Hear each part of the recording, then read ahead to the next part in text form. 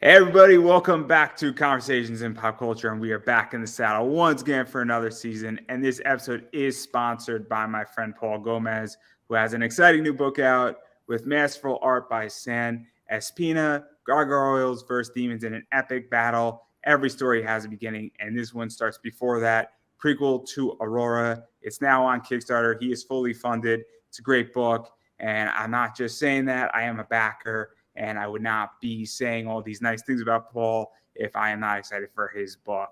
So go check that book out, everybody. But enough about Paul's book. I'm sure that you could find Paul all over the place, and he'll more than happily tell you about his book, as I have with me comic creator JayDee Rosario. So welcome back to the show, man.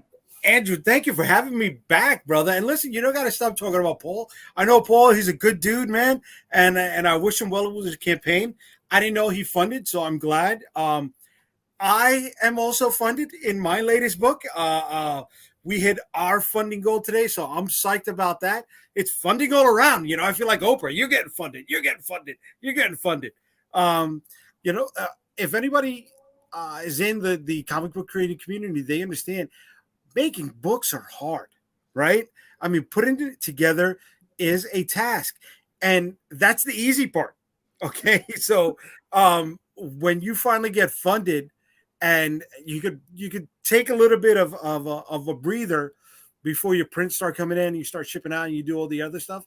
It's a big moment, So anybody getting funded in a campaign, way to go, man! You did your work. Yeah. I ran a campaign for this show, and I got funded.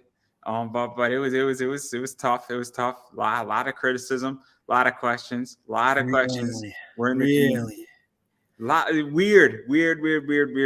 Very weird. Definitely changed my perspective, where I thought it would have been more community based, versus not. But apparently it was mixed. And people I think just weren't ready for it. I think people are not ready for other creative ventures that they perceive as free. But I digress. But I want to talk about your book. In particular, not my project. I can do that any given time I want. Yeah, but I don't want to be greedy either. You know what I'm saying? Last time I was on the show, we went all over the place, man. You made me tear up in the show, and that doesn't happen. I think that's the last time that it did happen in a live campaign with anybody. So you got a special place in my heart for getting me to that moment, bro. Well, I'm glad I did that. Or maybe I'm not glad. I don't know. But you have Limbo going on. Yes. And obviously it's an interesting book. Very much reminds me Penny for Your Soul in a lot of ways. And very cool. Obviously I know Tom very well. You know Tom. Yeah, good dude. Very good dude. He just finished funding also with Penny for Your Soul, right? About 2 weeks ago. Yeah, he did great with it. Yeah, I'm very excited for that one. He convinced me to spend more money than I had on his book. But I got the wraparound with like the dust jacket, so I'm super excited because I know it was the right call. But it's still question: should I have spent the money? And the answer is yes, I should have. Nice. But we're not talking about Tom either. We're talking about your book, Limbo. That you are sort of the producer. Yeah, and the publisher on. It's a little weird. It's a little weird where it's your book, but it's not your book. So I am an official publisher. We've moved on from self-publishing and we've leveled up. We're starting to publish other people's books. Now, this was a book that was originally created by a team of fellows from Colombia and from Spain. Gabriel Gamora, Francisco Maldonado is the artist. Gabriel was the writer. Champion Ramirez is he's the colorist on this. And they put together a book called Limbo, Open Almost All Eternity, where a former priest is now sitting upon the throne of hell because the Lucifer has gone missing. And he doesn't know what he's doing. So he's spending a lot of his time drinking with the other demons that are around him. And other higher ups in the demon hierarchy are coming for his head and for the seat. So that's the premise of the story. It was originally, like I said, published in Colombia and in Spain, and they were looking to get U.S. distribution or at least a foothold in the U.S. we spoke because I had done some work with Chape previously with doing some colors on other projects that I have going on. That opened up the door to a conversation between the three of us, and this is where we got to, right? So for the last month, we've been running Limbo Open Almost All Eternity on Kickstarter, and we just funded this morning. Very excited. Yeah, and it's an interesting book. Obviously, Yeah, you have a former priest running yeah, hell, yeah, and yeah. if there's ever an irony book out there, I'm trying to be as gentle as I can. Yes, yes. I don't know how religious you are. I am not. I I'm love not mocking very. religion. I'm I not love very. mocking religion. I find that religion is fun to make fun of. I Uh-huh. don't want to insult anybody per Yeah. se in their beliefs, but it is fun Well, sometimes what religion. I was there. I cannot say I was not there, but my wife comes from a very religious household. Her father was a deacon. Her mother, the house. Sometimes I'm scared that I'm gonna light on fire when I walk through the doors. But as long as I'm respectful to my mother-in-law and my wife and everything around there, everything is a good to go. So I got to be careful with some of the ideals that I had prior to our marriage. You know what I mean, brother? But when the guys brought this idea to me, yes, I saw the irony in it, and I I figured it would make a great talking piece, right? Something that would question folks on both sides of the concept. So what was it Madonna said? As long as they're talking about you, it doesn't matter whether it's good or bad. Yeah, so let's actually talk about that too, because this is one of the things that I think, and I view your book and Limbo and this. I mean, obviously it's not your book, but you're the publisher for it. Is that it is sort of a talking about book. It definitely raises questions. I think it creates the idea saying, "Hey, you're going to question your faith if you read this book and you're Oh religious." yeah. Or if you're not religious, you're like, yeah, I kind of see where this is going. And it raises some thought process and at least a discussion. This is the type of thing that I'll bring up to my friend, like, hey, man, read this book. And I won't tell him anything about it because I just want my friend to have his take on it. And what is that like? Because not every book has to be thought provoking. And I feel like this book is sort of filthy to some degree too, in Oh certain yeah. ways. Oh yeah. Well, again, It's a we've nice got balance. It's a nice balance. yeah, definitely a nice balance. We've got gentlemen from the EU and from South America, whose concept of sexuality is different than those of us here in the US, right? What some people may think of as lewd or nudity or porn, for them it's everybody at the beach is topless, for lack of a better phrase, right? So boobs for them is just the same thing as a guy walking down Muscle Beach with his shirt off.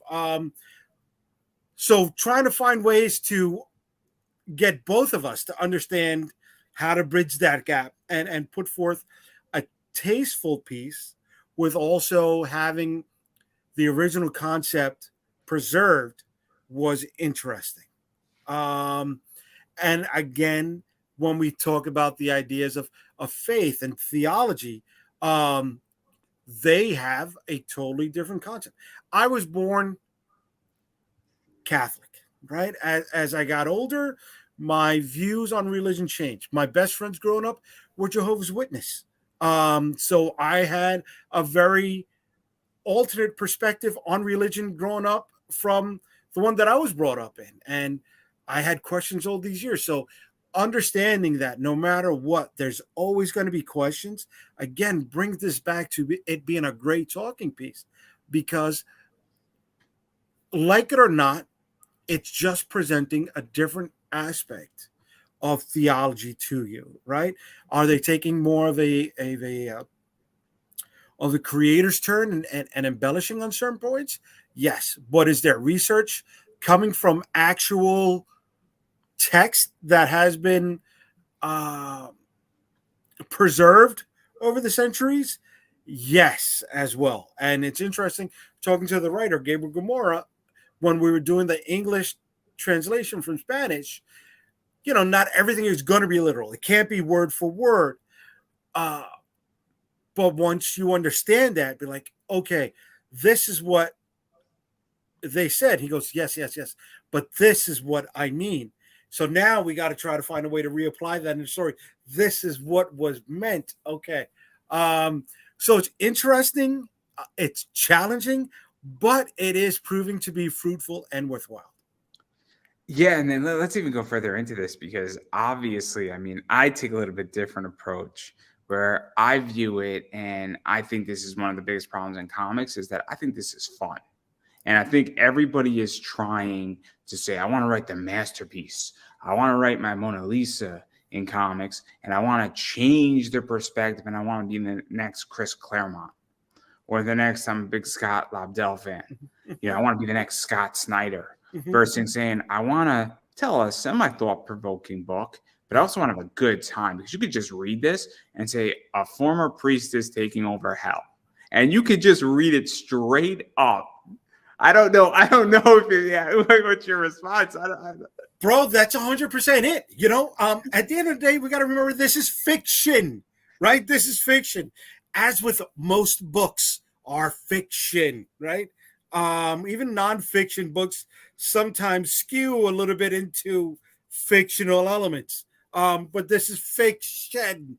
You want to have fun with it. The first page is the new devil, our former priest, sitting at a bar with other demons who are talking about what they think the new devil looks like, right? And it's like, oh my God, he's got wings that'll block out the sun. And, I heard the Weird Sister said that, his mouth could swallow all of Manhattan, whatever, shit like that. And here he is, he's at the bar drinking. He's like, man, these guys are taking us to another level, right? So right there on page 1, you are being thrown for, okay, we get to take our hats off and hang out and have a good time with this book right from the beginning.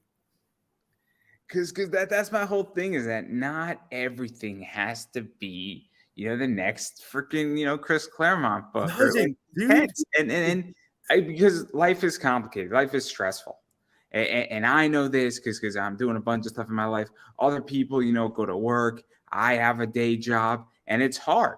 Life is hard, and I want to read something that takes me out of, I guess, my element. It's the same reason why I watch anime. It's the same reason why I watch wrestling, because I watched WrestleMania and it took me out for 4.5 hours from every other problem. My only concern what was going on in the ring and who was going to win.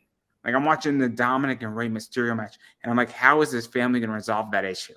It was my only question for 26 minutes. It was the only question I had in my life. Imagine not just that. I mean, the layers of their storytelling, right? When people talk about wrestling and storytelling, right? It's not just about what goes on in the ring.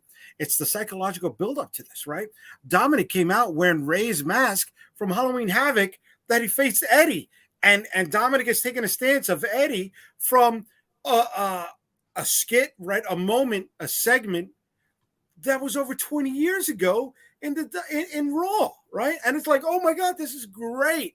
This is great stuff. He comes out in a correctional vehicle with correctional guards, handcuffed, and it was brilliant. The whole thing was brilliant. And then Ray comes out in a lowrider with Snoop.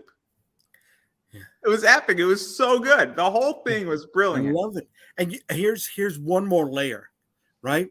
It's triggering fan nostalgia, and not everybody sees that. I mean, to a lesser degree, right? But again, it's continuing that storyline that was dropped over 20 years ago with Eddie saying, oh, he's my son, or I won the son in the match, right?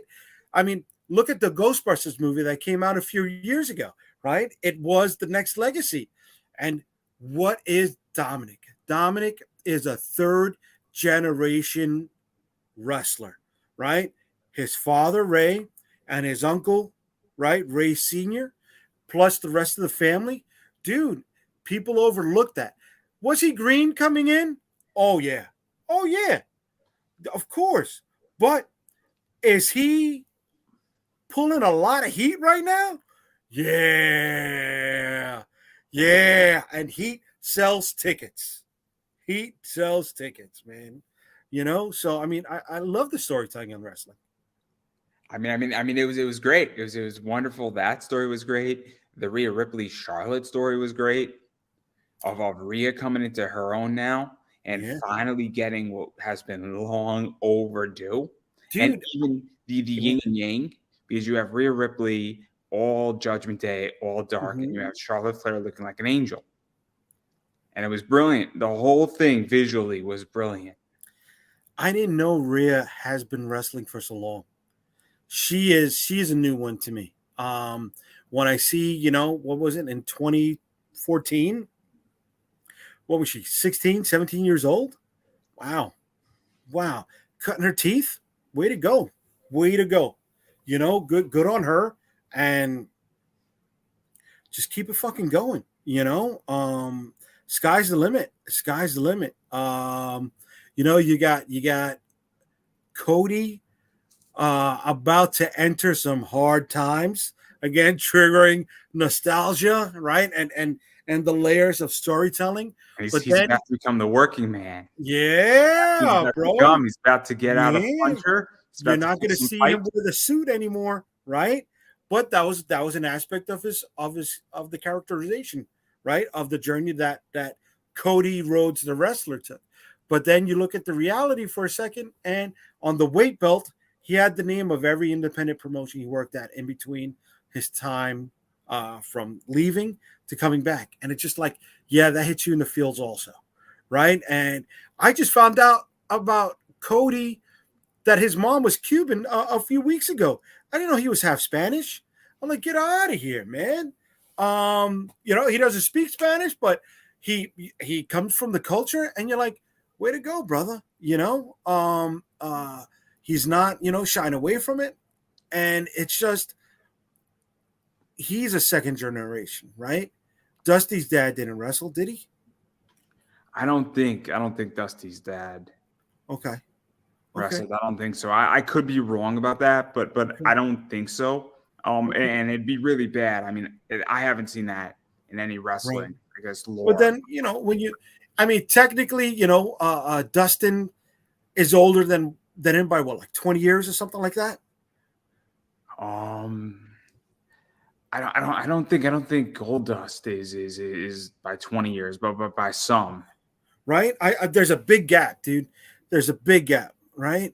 But There's at least 10 years. At least 10 years. I don't think it's 20, but at least yeah. 10. And I mean, you had to learn something from him as well, right? So he passed that on. It's in the blood. I love wrestling. I it's just another form of superheroes for me. And the reason why I bring all this up is because I think there's been a misinterpretation in comics and entertainment that it's supposed to be fun. I mean, one of the things, and I get shit for this, is that I loved Resident Evil on Netflix. Okay. Here's why I loved it, because I thought it was an interesting interpretation of trying something new, taking a property that has been done 15 different ways from Sunday. Resident Evil 8, the video game, was not good. I don't Okay. really care who says it. Resident Evil 7 was brilliant. Was going back to the mansion. Like it was original, meaning in the first Resident Evil game, a lot of it is not combat. A lot of it is not you shooting your gun at a zombie. A lot of it is that you're running away from things and you're solving puzzles and you're trying to do some, cool stuff, and that you push a statue a certain way and you push it another way and then Right. you open the door. A lot of it is puzzle solving, and it's horror and it's suspense. And I think and the reason why I love Resident Evil on Netflix is that I was like, wait a second, we're going to get a different interpretation and we're going to try new things. And I think it's long Definitely. overdue. Well, It's long overdue. And honestly, it's a win for Netflix because they own it. They own it. yeah. That's the difference. Is But they're that not going forward with it. It's they're only not season one. that is true. That is true. But they Yeah. still own it. And Yeah. guess what? They own a piece of content. Same thing with Jupiter's Legacy. They Right. own a piece of content. But you know what? I liked the show better than I liked that reboot movie. Yeah, the reboot was rough. Eh, The first like six were okay. They weren't great. They weren't bad. They were just I enjoyed. I enjoyed 4 and 5 a lot. the Resident Evil movie series? 4 or 5 was the one that they were stuck in the building, right? 4 was that they were stuck in like in the municipal Oh, building four. slash Okay. prison, and then 5 was when they were in the facility underground in Russia.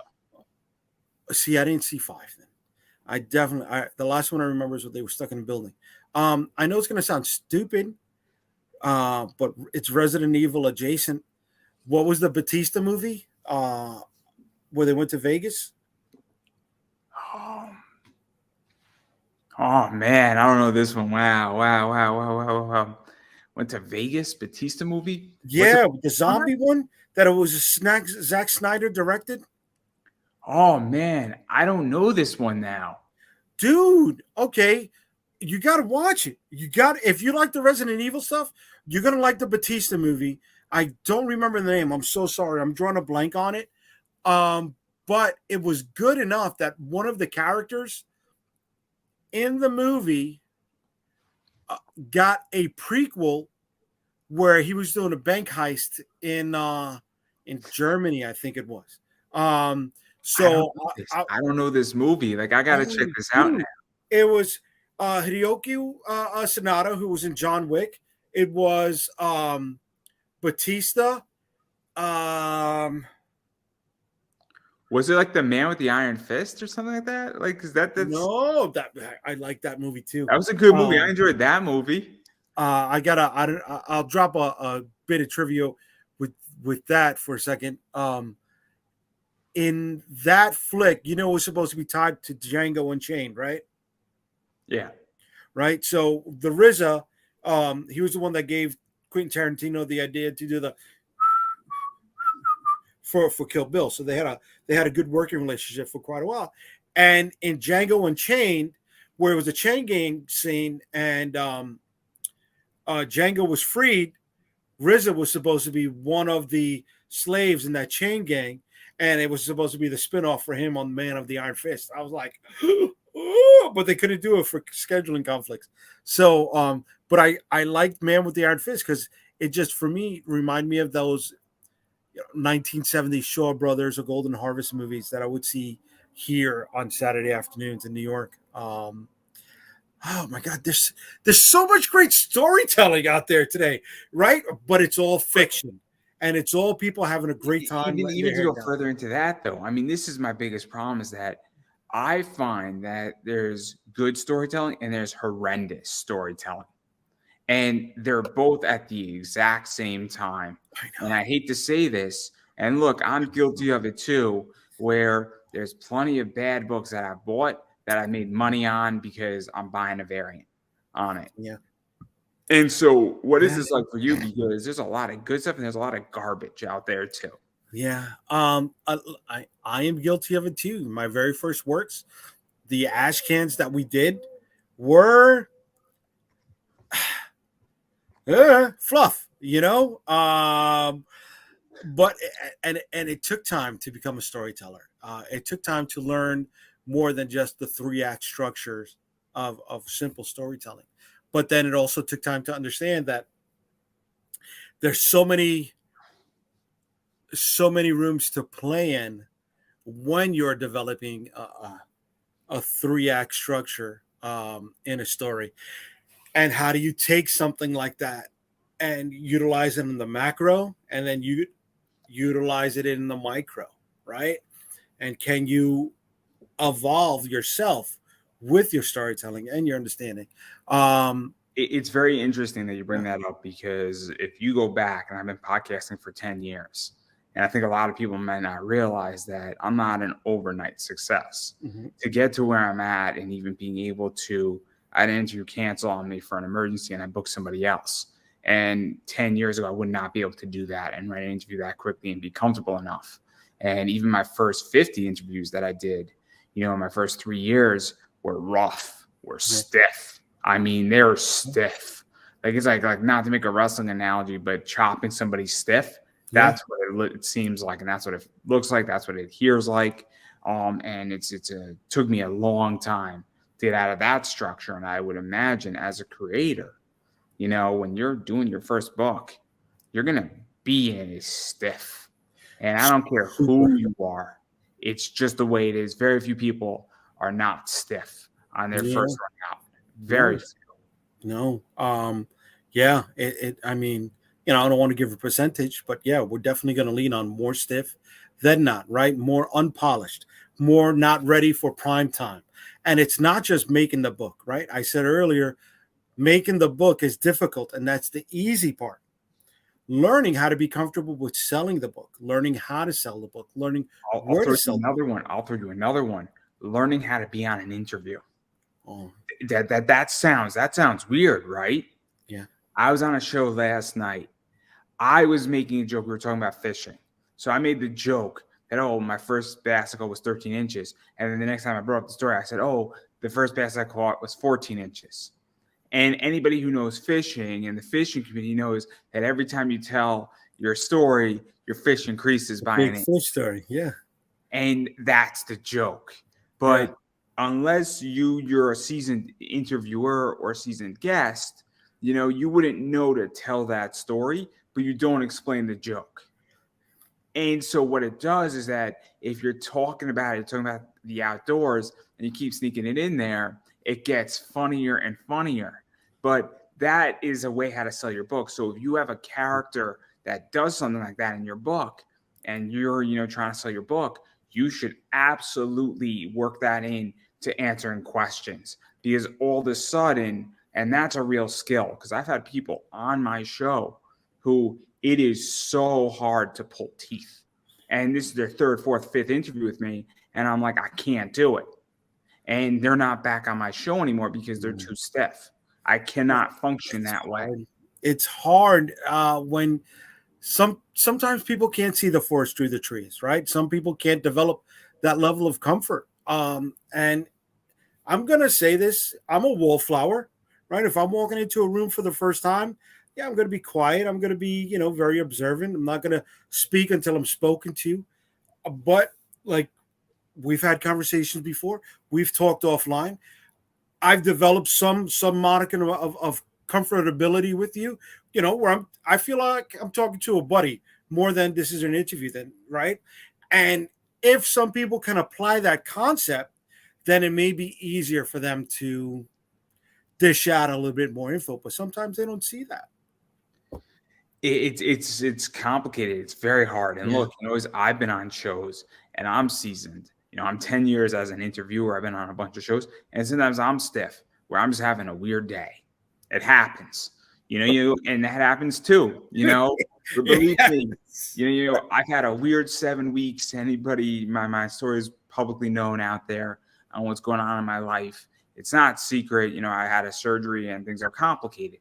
But and so if I was doing 30 interviews, statistically, one or two of those interviews is going to be off. Yeah. Just in this time period. I've done like 3.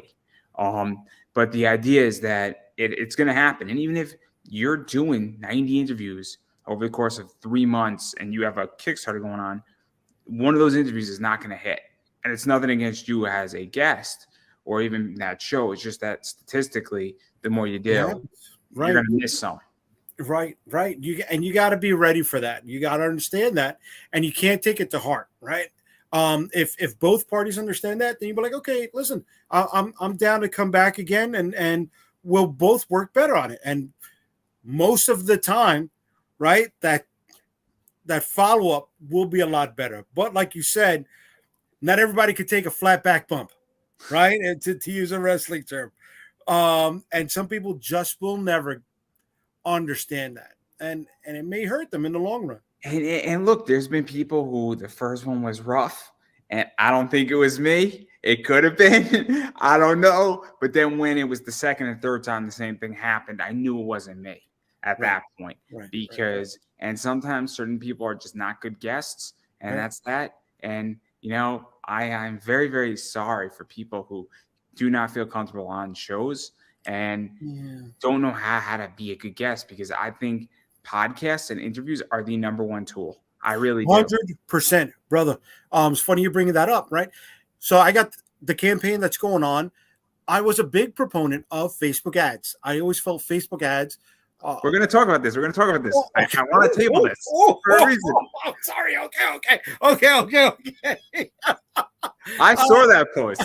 I know this post. I'm glad. Thank you. You know, I'd like to talk about how the sausage is made, not just in comic books, but in wrestling too. I had my best friend ran a promotion in Jersey for a number of years, and I got to see a lot of behind the scenes stuff, and I got to understand a lot of the terminology and how they do business. I understand how the sausage is made because I have certain friends. I'm very close with Billy Starks. Okay. And then she is a prodigy. Yeah. She's been wrestling since she was 15. I didn't know she was 15 when I interviewed her. But I treated her like everybody else because I thought she was older. Good. And when I found out she was 15, Anthony, I was like, oh snap! Like I was shocked, and I'm like, oh my god, I got so many names to drop. I just don't want to act like I'm big timey here. Off screen, we'll talk about all the different people that I met before they became big time names. I'm fortunate enough. Masha Slamovich is somebody who was before she became big. Nixon Noel, also known as Tegan Knox. That's a good one to drop for me. Tegan is burning up the trending right now. Let me say that trending right now, right? And I was very fortunate. Leva Bates was another one. Okay. That I caught before, and then I caught Chris Daniels right in the right time. Oh, nice. Between Impact, a month before he won his world title in Ring of Honor, and then right before we went to AEW. He's a good dude, man. He's a good dude. He's great. He's great. He came out in some Daisy Dukes with Filthy Tom Lawler the other day. It was funny. It was funny to say the least. Nice. But I don't want to talk about wrestling because we're going to be here for the next 6 hours, and okay. I don't have 6 hours tonight. But I do really want to talk about this whole thing with Facebook. So I'm going to preface it a little bit where you ran Facebook ads. Yeah. And I'm going to be as nice as I can. The conversion was shit. Oh, 100%. Yeah. Dude, you could be dirtier because I was. But go ahead. Go for it, brother. Go for it. That's all. I don't need to go any further. The point's been made. But it was rough. I think you reached 842 or 850. At the time because 3 people converted. 2, brother. 2. I mean, I'll be very honest with you. I didn't know if you were going to make it and get funded at that rate because I saw it and I was like, oh my God, I don't know if he's going to make it. And I don't think it was you. Yeah. And that's one of the things that just it floored me because it was just oh, things have changed because in the past it was Facebook ads, not Twitter ads. I don't know if LinkedIn does ads. I've never done that before. But Facebook ads would carry me. At least 20 to 25% of all the sales I generated in the 4 previous Kickstarters to this one came from Facebook ads. And the reason I know that is because with Kickstarter, you're able to generate a specific link. So I would do that and attach that to the Kickstarter ads. And I'm just like, what?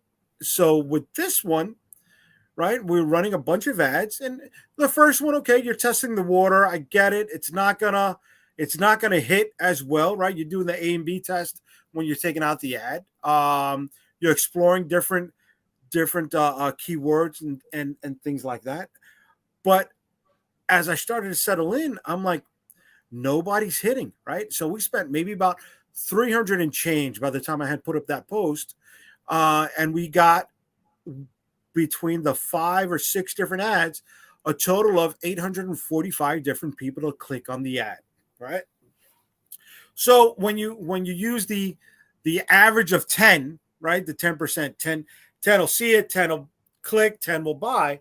Well, the 10 that would have clicked would have broken it down to about 84 new sales, but we didn't get that. Go 5% on that, right? That should have been at least 42 new sales.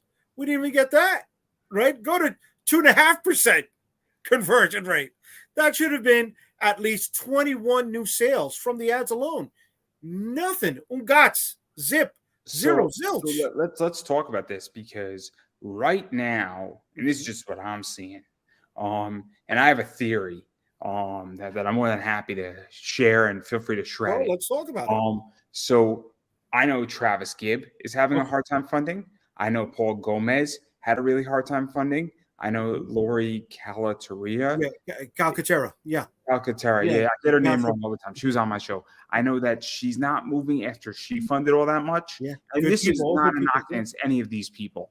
You know, and I mean, I know Timothy B. Fling is doing okay right now, but I mean, it's very, very, very odd. Where, and look, I mean, me and Dolan from Merck were talking about this, and he said that a lot of people on Kickstarter are going to be in for a rude awakening this year.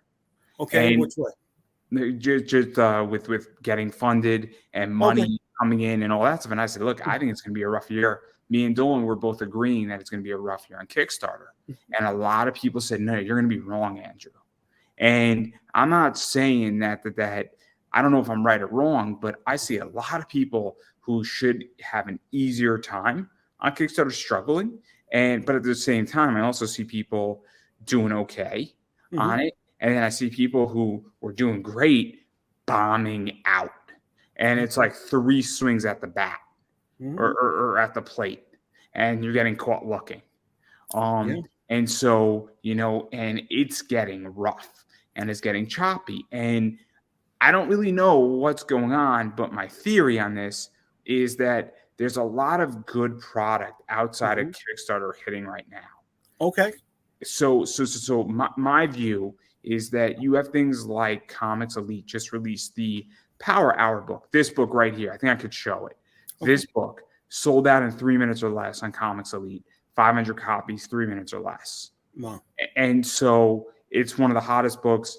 I bought 2 of them. I don't even have the book, and it's already trending for $90. And I sold mine for $90. And so my theory, and it's not 100% perfect, and I'm the first person to that, part of it has to be walked back, is that I think there's a lot of good product, both on Kickstarter and off Kickstarter, that is definitely draining people's bank.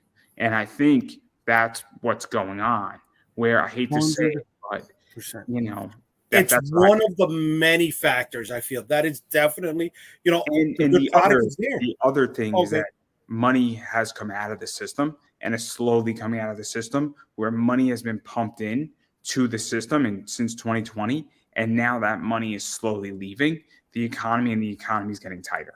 And I think that's the other major factor, where people are now realizing, hey, I have a little less money, there's a little less pump in there, and we're a little concerned. Is we going to be stagnant? Am I going to get a raise this year? Am I going to get a bonus at my job?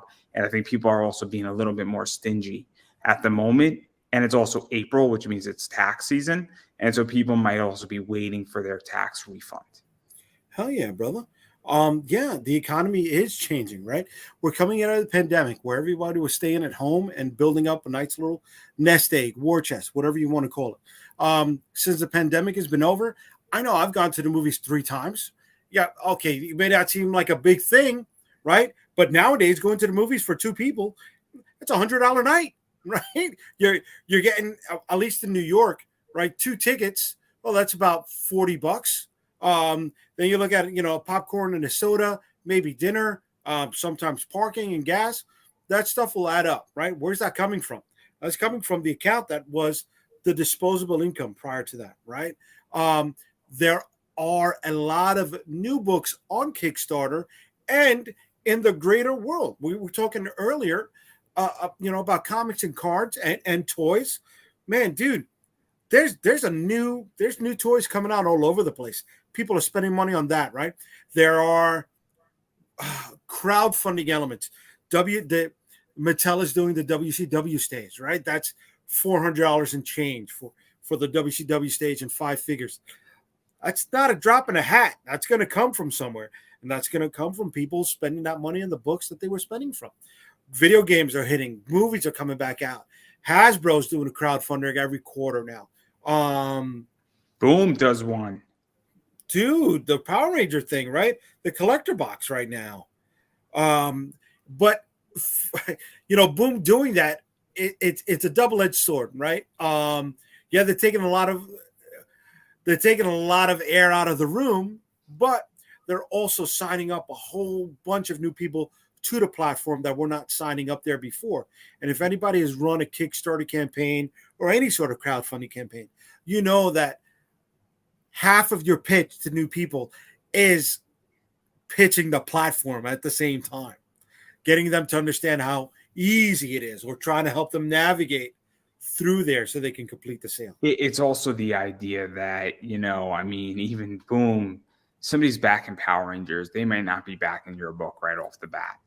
And they're not your, warm lead, for lack of a better word. Right. Somebody, you coming on my show and then me putting into a bunch of Facebook groups might be a warmer lead, or it being right next to a voice actor or a cosplayer who's coming on after you might be a warmer lead, because that person is doing something in more of the pop culture space in an indie field. And so there might be crossover right there. But at the same time, if somebody's on the platform now, and let's say it's 2.5% conversion rate of them backing another indie comic, and they sign up, 10,000 people back that campaign, all of a sudden 2% of 10,000. It's not a large number, but it's a big number. It's a big enough number. I don't know that number. I'm not a math guy. No, it hits, right? And the funny thing with independent comic books on crowdfunding, we're not asking for, the early image numbers of 1 million units sold, right? We're not asking for, the after image stuff, the after the comics implosion of 30,000 units sold, right? We're asking for a couple hundred people, if that. A couple hundred is on the larger end, right? We're asking for maybe 100, 150 people to help us bring our projects to life, right? And once you do that, well, now the onus is on us, the creator, to sell those books outside of the campaign. What are we doing with it? How are we moving the product, right? What type of outreach are we doing to get people to become aware of what we're doing now and what we're doing in the future? Yeah, it's complicated. Yeah, man, it is. It's a machine. It's a machine, and you gotta constantly feed the machine if you want to keep going in this. And so that's my thoughts on it. And I'll be very honest. I mean, I view this a little bit differently than everybody else in this whole problem, because I'm buying and selling comics on eBay, and I'm taking my eBay business and I'm in the process of doubling my inventory and doubling my revenue, while maintaining all of my standards in my business. Obviously, I'm bringing in baseball cards. And so I see this saying, cool, this book is hot. This is doing well. This thing on Kickstarter is going to sell. This thing is not going to sell. And I look at story, I look at limited numbers, I look at exclusivity. I mean, Zenoscope has just released 5 major covers off of their playing card set. And, you might think it's crazy, but I backed the playing card set so I could have access to a whole limited run of comics off of their Kickstarter. Then I can sell each of those books for double what I paid, if not triple. And so there gets a point where, that's the space I play in. And so, yeah, I mean, I see that a little bit differently, where I'm like, I'm just trying to make money. That's it. At the end of the day, everybody is. Everybody is, and I don't want to say, that somebody's a liar when they say, oh, no, I'm here to tell my story. I get it. But if you want to keep telling stories, you have to generate revenue to do that. Right. So once you figure that out, okay, not that it's, oh my God, it's going to ruin the world because I'm selling out. No, you're doing this. You're tying up your own boots. Right. And you're believing in yourself. You don't have a saying. Yeah. There's a saying where I think it's a problem, and I've had this conversation where, would you ever sell a comic property?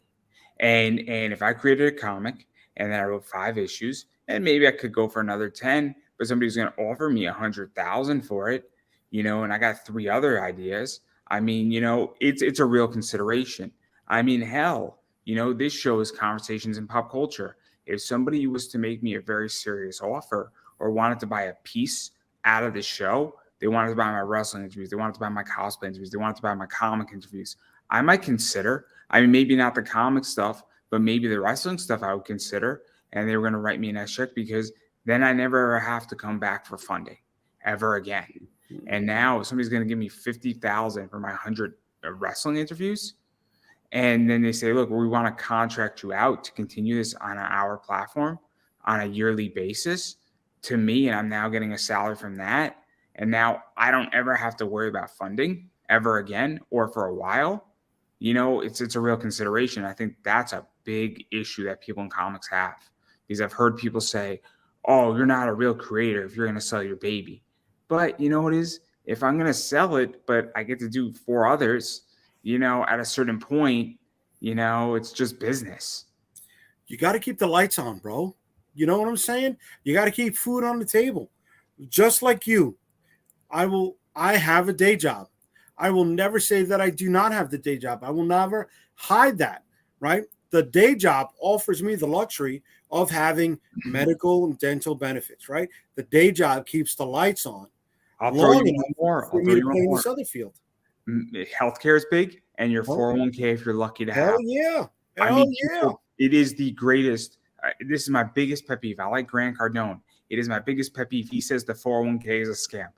Bullshit. The 401k is what basically keeps most Americans, if they max it or even they put 10% away and they don't even look at it and keep it relatively simple, it keeps people with their Social Security socially stable. Yes, sir. Yes, sir. Yes, sir. There's something to be said about that. Yes, and it's sir. Not sexy. It's not, cool. It's not, oh man, my 401k kicked ass today. It's not that. But guess what? When you don't have to worry about your retirement and you're 65 and you have $1.5 million between Social Security and your 401k, it's a lot more fun when you don't have to make albo and learn how to eat it 17 different ways. Dude, I max out on mine. I put in 15% every pay period, and my company matches 5%. So you know what? That's 5% free money that I don't have to put in, that is just going to compound. It gets better because the part you didn't mention is that it's 15% pre-tax. Yes, sir.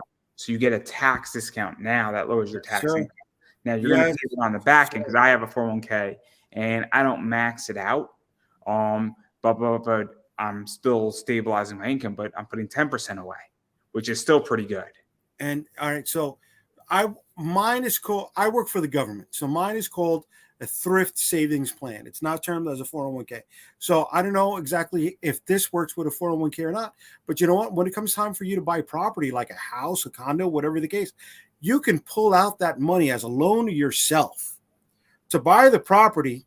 And then you're just paying back yourself, not a bank, right? At a 2% minimum. So you can recoup that 401k to the position that it was before you pulled that money out. Because how many people in today's society have $150,000 at the drop of a hat to put that on a piece of property? With 20% down for not PMI. Damn right, bro. See, and people don't understand that, and that's another game.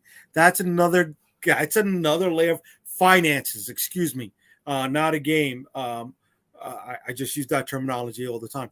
But that's another layer of finances that people don't understand, right?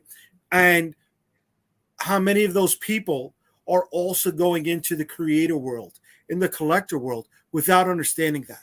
And they're going to end up shooting themselves in the foot in the long run, and it's unfortunate. It's one of my biggest pet peeves, and it's one of my things, and I don't want to go too deep into it, but there was an incident where things were said about me that should not have been said. Ever, because I like to financially educate people. This is my space.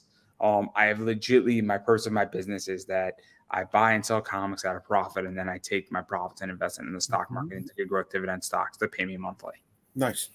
So and by the way, everybody can do it. There is no secret to the strategy. The secret is what I utilize as the fuel that triples my income. That's the only secret. But the philosophy is not a secret at all. What I just described is not a secret, and everybody can do it. You just need to figure out what you want to do it with. But You got to take your time to figure it out. Yes. And a lot of people don't want to take that time to figure it out. People want things handed to them, unfortunately. And that's not how it works. There's no magic switch. There's no magic switch. No, there is not. And also you're going to get bruised. You're going to get bruised. Yeah. Steve Harvey talks about it, that if you don't jump, great, nothing happened. You didn't get hurt. But if you want life and you want something, you're going to have to get hurt to go get it. You're going to have to get bruised. You're going to have to get beat up. You're going to have to take a few L's. You know? You do. Nobody's asking to jump into the deep end of the pool with the sharks, right? But at some point, you're going to have to learn to swim. Very much so. Very much so. Okay. So all of this comes back to comics and geek space. Isn't that great?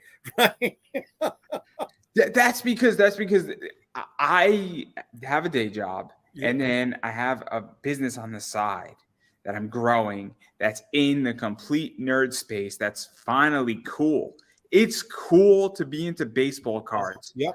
When did it ever become that Topps has a truck that goes around the country and goes up to Canada for the Blue Jays, and all these people line outside at all these stadiums to get Topps cards, and they're of all different shapes, sizes, awesome. Genders, and ages. And that's awesome. When did that ever happen, that the jock and the nerd are standing in line saying, oh man, I hope I pull this card? When did that happen in America and in society? Because clearly that's a shift. I mean, I don't know if you've been in a hot topic lately, but I've seen like a football quarterback standing next to like a Poindexter nerd type kid, both looking at Pop Funkos and talking about it. Bro, not just that. I mean, bring that into like the world of hip hop or other version of pop culture. You know how many celebrities I've met at Comic Cons, dude? At Comic Cons, right? I've met major rappers. Major rappers when I was growing up, right? Not what's out there today. I mean, dude, I met Raekwon from Wu-Tang Clan, and he's coming to chill at the booth, and we're just like, oh, yo, what's up, right? Same thing with other actors who I never would have thought of. Dude, there's people I don't even recognize, and I'm jacking with them, and I got somebody elbowing me, and they're like, you know who that is? I'm like, yeah, I'm trying to make a sale here. Shut up, leave me alone, right? And it's no, we're just vibing, right? And it all comes together with this, a geek space, dude. It does, man. It's so weird, and it's great, man. I mean, I love it. I personally love it, and obviously, it's cool to be nerdy now. It's cool to be the kid that was playing Pokemon, and everybody wants to play Pokemon, and it's cool to be that guy, and it's fun, and like all of these, and me and my friends. I mean, I'm an anime kid, and now we go see anime movies in a movie theater, and it's crazy because we see all types of people there, and it's not anymore just us in the theater. Dude, I remember the days I was a tape trader. Bro. All right. I used to get copies of JoJo's Bizarre Adventures from this one and that one and this one. I would see shit out of sequence, be like, oh my God, I missed something. So we're down the line. And I'd have to rewatch it again once I had everything in sequence. And now, like you said, we're seeing this in a big screen. Right, I could see JoJo's Bizarre Adventure, a totally brand new series on Netflix, but still, it's on Netflix, right? I didn't have that kind of accessibility before. I mean, look, I grew up watching on Toonami on Saturday mornings, 5 o'clock to 7 o'clock, watching all this cool stuff, and be like, "This is awesome." And nobody else was watching this, and now everybody's watching it. It was like, oh yeah, that's what the good shows. So when Cartoon Network first started launching, and the Sci-Fi Channel first started launching, Cartoon Network used to have something called Toon Heads, where they would play old school, early 1940s, 1930s uh, cartoons, and then Sci-Fi Channel, like once a month or every so often, would have anime night. Vampire Hunter D was played on the regular on Sci-Fi Channel on Saturday nights. Afro Samurai was played. Yeah, Code dude. Geass, Double O. All the listen, Yeah. Anime Mondays. Anime Yeah. Mondays were the shit. So here's what would happen in my school. Uh, So me and my friends would stay up on Monday night and we watch Code Geass, and then okay. you watch some other stuff, and then we're going by my locker and yo, did you see the episode?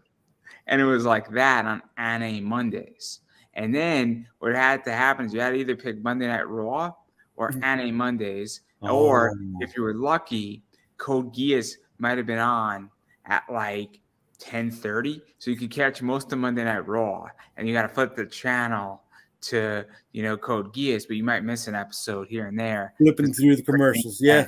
And on Raw, and you're like, oh god damn it, got to make a choice here. So yeah, but good stuff is the point. But that's everything. But this is so far out of what I intended for today. So far out. Well, we're having fun, and and that's what makes, I think, a great interview. We're having a great time talking to each other, bro. But we do need to talk about serious things. No. That Cap Santiago, that guy. Dude, I've known David for a while. He's a good dude, funny motherfucker, bro. I'm crazy. So he was my first interview. I get out of surgery on February 22nd.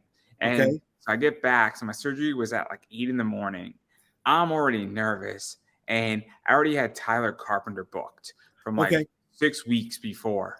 And then my surgery date. I'm like, great. Guess I'm having surgery that day. Most people be like, do you want to reschedule? And I'm like, no, let's not reschedule. Let's just run with it. And then he jumped in on that before Tyler. So I did him at 7, did Tyler at 9. I'm all done at surgery. I got home at like 2:30 that afternoon. And then I started interviewing people at 7. And so Cap Santiago, it was the first one. And and then I'd like 6 or 7 that whole week. He's a champion. You're a champion. Excuse me. You're a champion for doing that. I'd been knocked out, hopped up on whatever they gave me to go home with. But he's a champion because he's done quite a few of the Reed Pop shows where he's won big prizes for some of his costumes. And one of the biggest ones he got from oh my God, the Seattle show, Emerald City Comic Con. He went up there with a Hawkman costume. I don't know if you ever saw that. I've seen it. Dude, he just pulls the strap and these wings pop up. I'm like, holy shit. Bro, is that heavy? Like, yes. Crazy. We've traveled together to C2E2. We've rocked and rolled out there. That was a good time. He doesn't drink a lot, right? He'll take a sip or maybe a shot every so often, but that's good because that means he's the one who's there to record the actual events that happen, right? He'll tell me, no, Jay, you were bombed. You were thrown up in the back in the Airbnb when this was going on in Chicago. I'm like, oh, okay, thanks. There's a reason why I don't go to after parties. I've never been invited. There's a reason why. There's like a bunch of good reasons why. Wow. I have a good life. I have a good business, and I'm not about to fuck that shit up. I did once, dude. I did once after New York Comic Con. I threw this massive shindig because it also landed on my birthday at a bar in New York City. And dude, we still had the Sunday show to do. We were so wrecked. First off, it was a great party. Nobody fought. Nobody did anything bad. But on getting home, I got lost in my building for over an hour. Nobody knew where I was. I was in the building, just not in my apartment. Then not that I had alcohol poisoning, but I was I should not have gone to the show the next day. And I didn't even break $50 on the Sunday because I had the alcohol oozing out of my skin. Nobody wanted to be near me. It didn't matter how many showers you took in the morning, it's still permeating from you. And it cost me money. So because it cost me money, I learned a valuable lesson. Don't do any parties during the big conventions. This is my whole thing is that, hey, honestly, I don't want any part. I hear what happens there. I hear that people get drugged there. I hear that there's always somebody who does something stupid. Sometimes there's fights. Sometimes things do not go right. I've heard Yeah. horrible stories, and I'll be Yeah. very honest. I would rather keep me and my business safe. That's And it. That's it. That is and it. if that costs me a business, you know what it is? I'd rather take the safe bet because at the end of the day, this is about money. It's not about pleasure. Damn right. Damn right. Don't get me wrong. When we're running a big convention like New York Comic Con, that's huge for me, right? It's usually a 5-figure weekend, but we do have a little bit of fun. I'm not going to say we don't, right? But we have that fun after we've covered our expenses. Once we've covered our expenses, okay, not that we're popping champagne, we can let our hair down a little bit. Now we know we're making money from this point on. And as long as I'm trending from the previous years, I should be good to go. But there are other shows. If it's the first time that I'm at the show, okay, I'm more studious. Okay, how do I handle this? What's happening here? Is the crowd flow coming my way? How do I drag people this way? I mean, even when I do panels and I'm not even vending because I've never vended, if I'm at, dinner, I'll have a Jack and Coke at my dinner, but I'm not going to go to a rave or an after party. I'm in my hotel room because guess what? I don't want to screw up anything. It has nothing to do with that. I'm not going to go get shit faced. Yeah, You yeah. know, You don't want even if I'm making money or if I'm not making money, it's all business still. If anything, if I can get 8 hours of sleep, I'd rather go back to my hotel room after the show, not hang out with anybody, and get 8 hours of sleep. To be honest, because guess what? I want to be fresh for the next day. Hell yeah, bro. This is business. It is business. People cannot forget about it.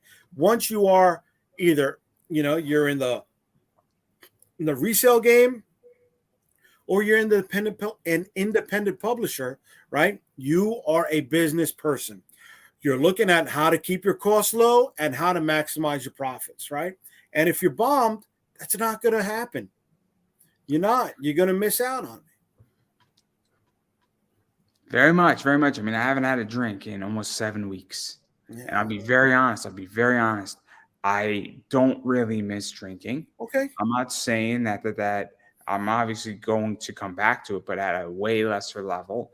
And I'm more on my game than I've ever been. As far as investing, as far as a lot of other things, I am more on my game than I've ever been. Yeah. And it is crazy. And that's why I'm saying I get such a high because right now more opportunities are coming my way and I'm spotting them quicker because guess what? If I drink on a Thursday, it messes me up for 2 days. Even if I only have 6 shots, it messes me up for 2 days. 6 shots. God bless you.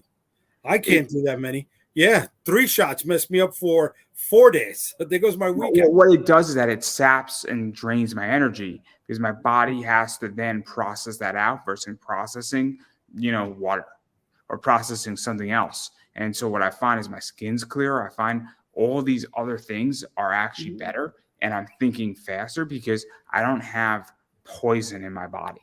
It's going to slow you down, of course. And so I don't know. And also, it gets expensive.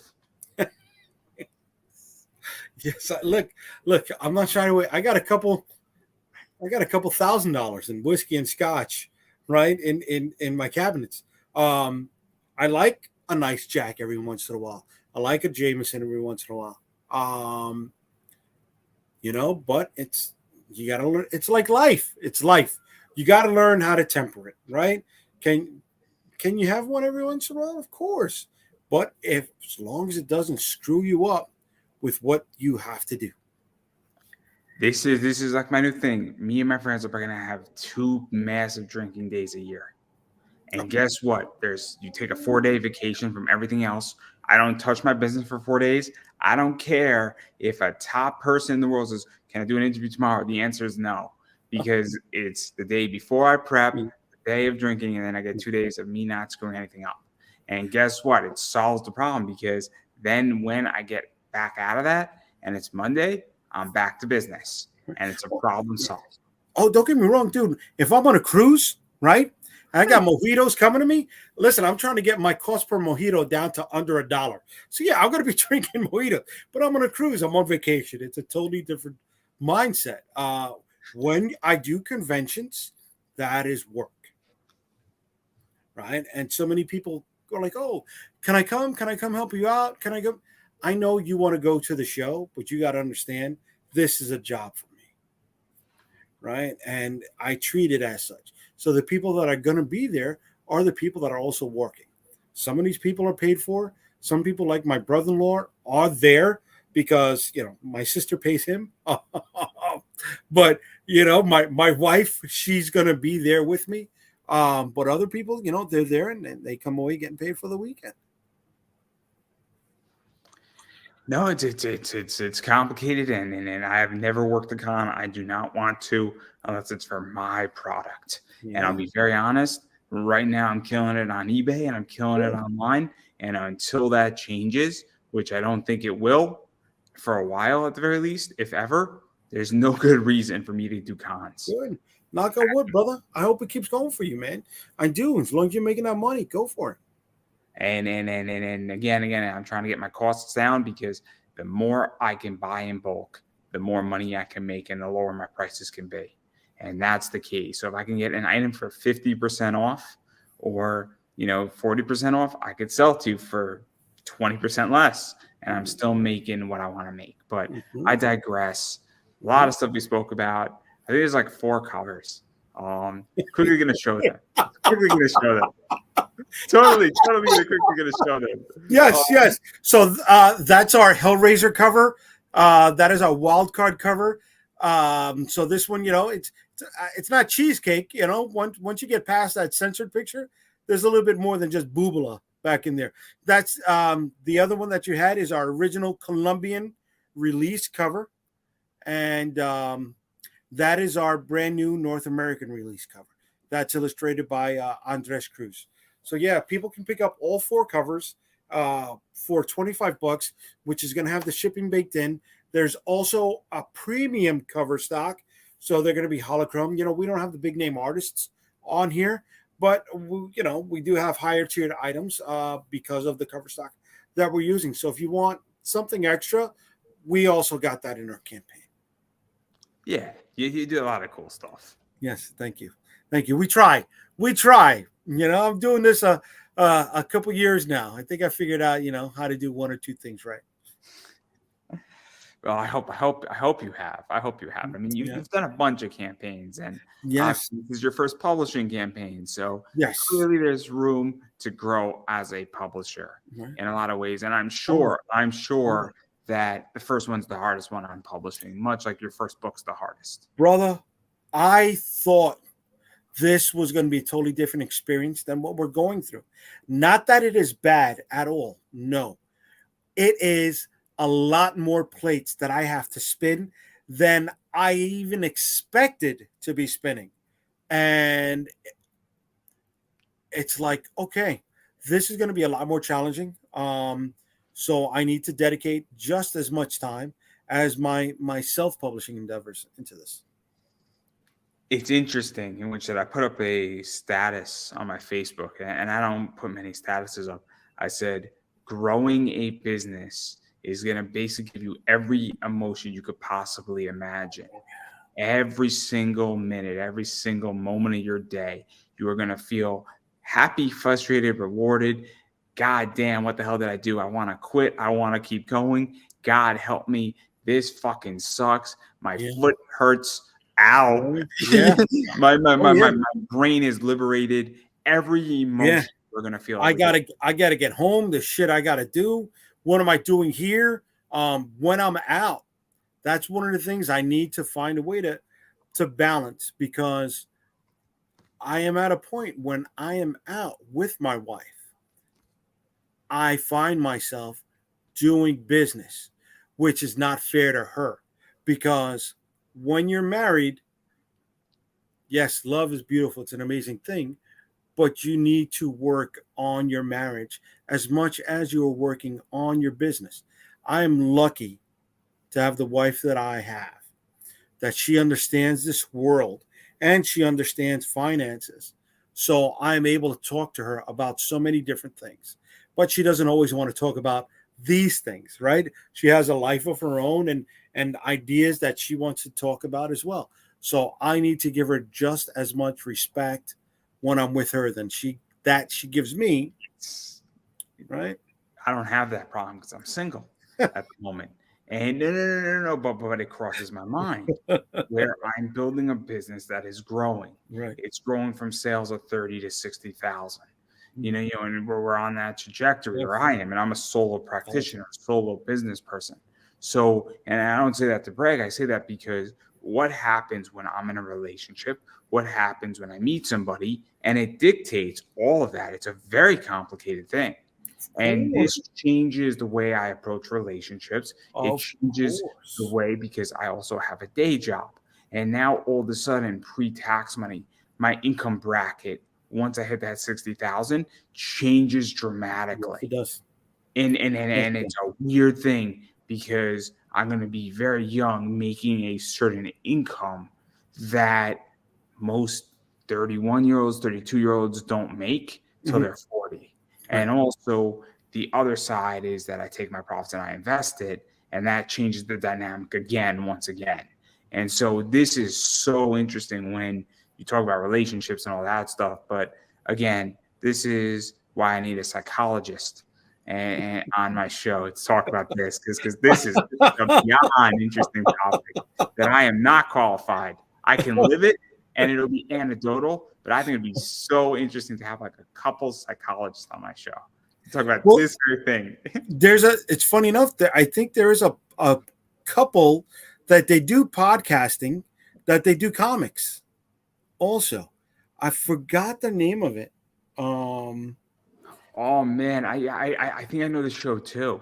It's a husband and wife team, and they go over comic books, but they also go over relationships in comic books, as well as their own stuff like that. I've heard them a few times. I'm not a regular listener of them, so that's why I don't remember the name of the show. But maybe you could reach out to them. You know what I'm saying? And if you're looking for that therapist, shit. I just think it'd be a fascinating interview. I'm not looking for therapy. I'm just no. That's what I mean. If you're looking for that therapist perspective, listen. My wife. I just want to make it clear to the audience. I am perfectly happy and in tune with myself at the moment. Yeah, I am too. I am too. At the moment, give me about 20 minutes when I go back to work, and I'll be like, blah, blah, blah, blah, blah, blah, blah, blah. I'll be all over the place later. I'm just purposely being quiet. But anyway, we've been speaking for a while. Obviously, I think we covered a lot of stuff. We have. I had a whole different list of questions written, but then I over prepare and I under deliver. It's my fault. I take it. I go in so many different tangents. I apologize. No, it was bound to go this way. This was much better than my questions. The way my questions were gone, it would have been a depressing downward spiral. This was an upward, I guess, exit to a nice bright sunshine light. It's like going to the Heroes Garden in Sonic Adventures 2. Very nice. Very nice. I like that poll. Okay. Yes. So yeah, there we go there. But I definitely do want to give you a chance to promote yourself. So where can people find you, bother you, back the Kickstarter, all that fun stuff, because that's just as important as anything else. Well, if they're looking for me, you can find me at Unstoppable Comics. All of our social media links lead to and from Unstoppable Comics. You can find that at unstoppablecomics.com. And it's pretty much that on almost every social media that we're able to get that if it wasn't parked. But right now, we are in the final days of the campaign for Limbo open almost eternity, all eternity, a dark fantasy where, like I said earlier, a former priest sits on the throne of hell because Lucifer has gone missing. He doesn't know what he's doing, so he's drinking with other demons, and the major demons are gunning for his head because they want the seat for themselves. There's about 3 or 4 more days left. We are closing on Saturday night. This Saturday, the 15th, we'll have a wrap-up party. So that will be in the main page of the Kickstarter campaign. If you want to check it out, see what's going on, hang out with us, maybe have some drinks. Maybe there'll be some giveaways. We did some giveaways last time. It went very well. We might do a few more where some of our premium cover books may be given to certain backers who are physical backers, or certain digital packages may be given out to our digital only backers. So that way everybody feels like they're going to be getting something. Right? Have fun doing this. And also as a way to say thank you to the people that have been backing us and hanging out with us, and tired of all the endless posts that I've been making about Limbo, right? To say, hey, thank you for spending the time with us. Yeah, and then I've been saying it for a while. You have to support indie. And what that means is you got to back people's Kickstarters when they're live. And if you miss a Kickstarter and people have a web store or they're at a con, you should go back and buy their book there, because that also helps support them and what they're doing, and directly, indirectly.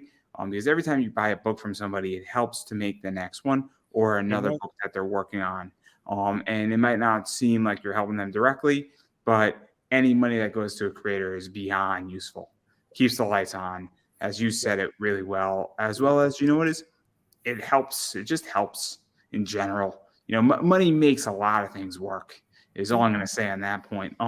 Furthermore, following people on social media makes a huge difference as well, whether that's Twitter, Instagram, Facebook, sharing posts out, sharing things, engaging with them on that front as well is extremely helpful. So all that stuff matters. And then as far as I'm concerned, I have Buy Me a Coffee. Again, it's not necessary. It's independent media. I do run ads on this show. So if you are a book, wherever you are, if you want to advertise on my show, my rates are pretty cheap on that front. Obviously, Paul bought a bunch of ads. I have another person later on this month who bought ads. So I'm more than happy to do that. And there's always a deal that can be worked out.